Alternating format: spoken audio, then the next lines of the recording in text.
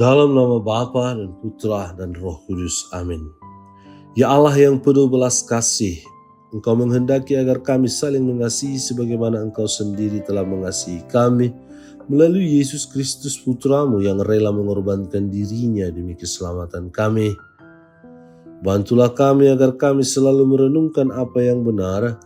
Semoga kami sanggup melaksanakan apa yang sesuai dengan kehendak-Mu, baik lewat perkataan maupun dalam perbuatan. Dengan pengantaraan Kristus Tuhan kami yang hidup dan berkuasa kini dan sepanjang segala masa. Amin.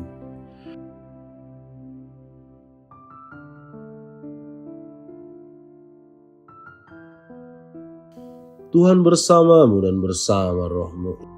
Inilah Injil suci menurut Yohanes. Dimuliakanlah Tuhan. Sesudah itu Yesus berangkat ke seberang danau Galilea, yaitu danau Tiberias. Orang banyak berbondong-bondong mengikuti dia karena mereka melihat mujizat-mujizat penyembuhan yang diadakannya terhadap orang-orang sakit. Dan Yesus naik ke atas gunung dan duduk di situ dengan murid-muridnya. Dan Paskah hari raya orang Yahudi sudah dekat. Ketika Yesus memandang sekelilingnya dan melihat bahwa orang banyak berbondong-bondong datang kepadanya, berkatalah ia kepada Filipus, "Di manakah kita akan membeli roti supaya mereka ini dapat makan?" Hal itu dikatakannya untuk mencobai dia, sebab ia sendiri tahu apa yang hendak dilakukannya. Jawab Filipus kepadanya, "Roti seharga 200 dinar tidak akan cukup untuk mereka ini, sekalipun masing-masing mendapat sepotong kecil saja." Seorang dari murid-muridnya, yaitu Andreas, saudara Simon Petrus, berkata kepadanya, "Di sini ada seorang anak yang mempunyai 5 roti jelai dan 2 ikan, tetapi apakah artinya itu untuk orang sebanyak ini?" Kata Yesus, "Suruhlah orang-orang itu duduk." Adapun di tempat itu banyak rumput, maka duduklah orang-orang itu kira-kira 5.000 laki-laki banyaknya. Lalu Yesus mengambil roti itu, mengucap syukur dan membagi-bagikannya kepada mereka yang duduk di situ. Demikian juga dibuatnya dengan ikan-ikan itu, sebanyak yang mereka kehendaki. Dan setelah mereka kenyang, ia berkata kepada murid-muridnya, "Kumpulkanlah potongan-potongan yang lebih, supaya tidak ada yang terbuang." Maka mereka pun mengumpulkannya dan mengisi 12 bakul penuh dengan potongan-potongan dari kelima roti jelai yang lebih setelah orang makan. Ketika orang-orang itu melihat mujizat yang telah diadakannya, mereka berkata, "Dia ini adalah benar-benar nabi yang akan datang ke dalam dunia." Karena Yesus tahu bahwa mereka hendak datang dan hendak membawa dia dengan paksa untuk menjadikan raja, ia menyingkir pula ke gunung seorang diri. Demikianlah sabda Tuhan, terpujilah Kristus. Saudara-saudari yang terkasih, renungan hari ini mengisahkan tentang Tuhan memperhatikan kesejahteraan jasmani dan rohani umatnya yang percaya kepadanya. Tiada yang mustahil bagi orang yang percaya pada Yesus. Kegiatan makan dan minum secara sekilas hanya seperti kegiatan biasa yang tidak banyak arti. Makan dan minum hanya seperti sambil lalu, bahkan orang seringkali menganggap enteng ritual makan minum.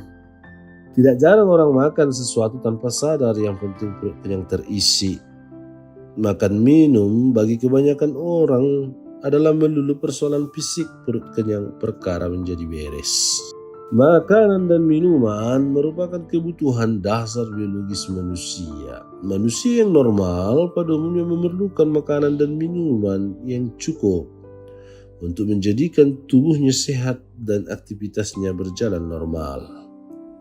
Mereka yang tidak teratur dalam hal ini, kita bisa melihatnya pasti ada dampak-dampak tertentu yang berpengaruh dalam kehidupannya. Seringkali kita menganggap makan dan minum itu sebagai keinginan. Kalau saya lapar, baru saya makan. Sebenarnya kalau kita lihat lebih dalam, makan dan minum merupakan sebuah kewajiban moral, bukan sekedar keinginan. Menjaga tubuh agar tetap sehat dan mendapat suplai makanan adalah kewajiban setiap orang. Memelihara kehidupan adalah panggilan setiap orang. Mereka yang mengabaikan makan dan minum berarti tidak memelihara kehidupan dengan semestinya. Dengan demikian, mereka mengabaikan panggilan untuk memelihara kehidupan. Hari ini Yesus memberi makan pada banyak orang hanya dengan 5 roti dan 2 ikan. Memikirkan bagaimana memberi makan banyak orang hampir saja seperti hendak memecah belah posisi para murid. Menghadapi situasi yang demikian, di satu sisi Yesus mengajari murid untuk peduli pada sesama. Di sisi lain mereka tidak mempunyai makanan yang cukup. Yesus mengajak para murid untuk rela berbagi seberapapun yang ia punya. 5 roti tidak begitu berarti bagi 5.000 orang, namun 5 roti yang dimiliki 1.000 orang bisa sangat berarti untuk 5.000 orang.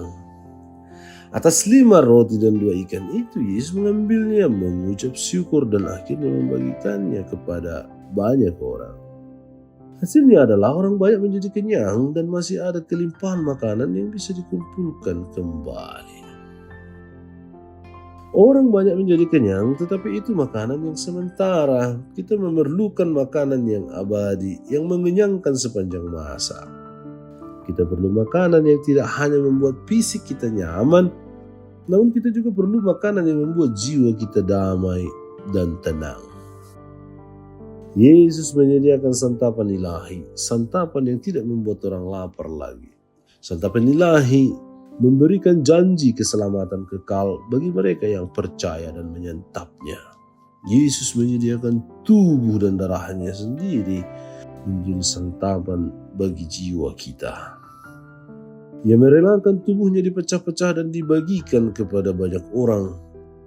Apa yang dibutuhkan dari kita, percaya padanya dan menyantap makanan jiwa itu dengan selalu penuh syukur. Setiap hari kita bisa menyantap makanan ilahi dalam Ekaristi. Santapan itu akan berdaya guna jika kita mampu memeliharanya dalam hidup kita setiap saat. Jika kita makan Ekaristi setiap hari, hidup kita menjadi semakin ekaristis, yakni mampu mengambil hidup, mengucap syukur atasnya, dan membagikannya kepada setiap orang. Kita semakin serupa dengan Yesus. Semoga makanan dan minuman yang kita santap tidak sebatas makanan minuman jasmani. Jiwa kita perlu mendapat santapan rohani, bukan persoalan senang atau tidak, tetapi kita mempunyai kewajiban untuk menyuplai gizi untuk jiwa kita. Yesus menjanjikan makanan rohani yang memberi jaminan keselamatan kekal. Mari datang kepadanya dan menyantap jamuan ilahinya.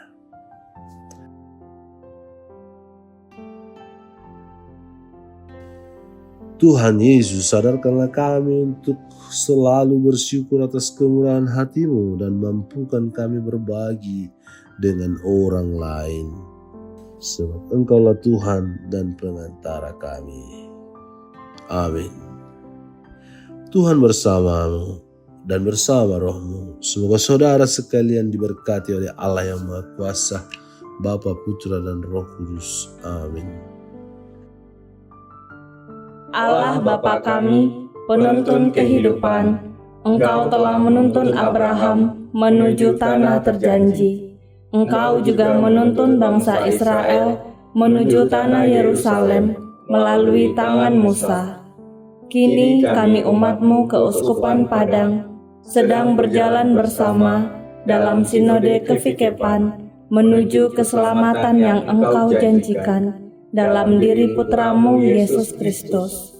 Tuntunlah peziarahan hidup kami dengan kuasa Roh Kudus-Mu, agar kami tetap tabah, sabar dan setia menghadapi kesulitan dan tantangan hidup.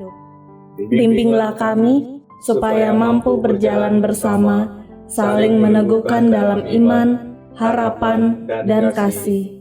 Bunda Maria, doakanlah kami putra-putrimu sepanjang sinode kefikepan ini berlangsung. Ya Bapa, Engkau kami sembah dan muliakan, kini dan sepanjang masa. Amin.